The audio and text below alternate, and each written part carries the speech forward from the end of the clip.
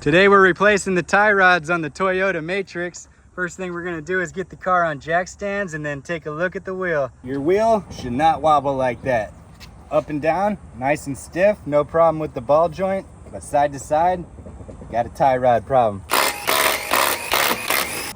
With the wheel removed, we have access to the inner and outer tie rod. First thing we're gonna do is remove this cotter pin and 19mm castle nut. Attach a tie rod puller. You can see here the tie rod boot is busted and it's completely worn out. Also the inner tie rod, not supposed to shake like that, and that's making a knocking noise when I turn. Next thing we're gonna do is remove the outer tie rod by turning it counterclockwise. You just need a couple wrenches to hold the nut in place while you twist off the tie rod. There we go, broke it free. We want to take note of the position of this nut so we can match the distance on the new tie rod and have the same alignment. You can see here we have about 3 threads, and if you back it up, you can actually see the line, and so it makes it very clear to measure later with the tape measure, and we'll get the same distance. But first we need to remove the inner tie rod and boot, and so we need to remove this nut so we can slide the boot off. The inner tie rod boot's held on by a clamp right here and a hose clamp back here that you got to remove. Just take a pair of pliers. Just got to get back there, loosen up that hose clamp, and it'll just open up. All right, and just like that, you can pry this right on off. And there is your inner tie rod. I also have a torn boot here that needs to be replaced. So we're gonna put an inner tie rod tool on these grooves back here. We're gonna twist this counterclockwise. You can see the grooves more clearly on this new tie rod. And basically you can rent this removal tool from any auto parts store.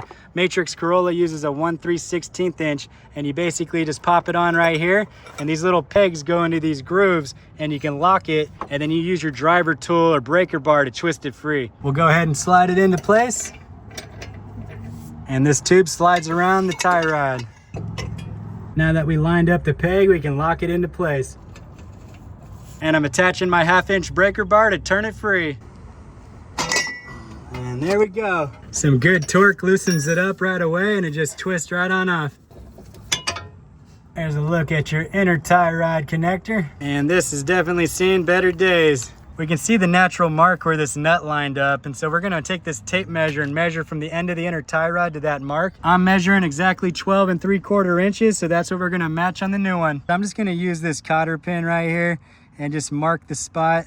You can see right here that I'll be able to see where to move the nut to, but otherwise you can just count the number of threads or use a marker. It's time to twist this back on, reverse the steps, and repeat the process on the other side. Use the tie rod tool to torque this down nice and snug. It should get to 65 foot-pounds. Slide the boot back on and reattach the clamps. Lined up the nut and time to install the new outer tie rod. Just torque this down nice and tight. It should be 55 foot-pounds. Torque the castle nut down to 36 foot-pounds and insert the new cotter pin. And that's how you do it yourself, save money and prosper.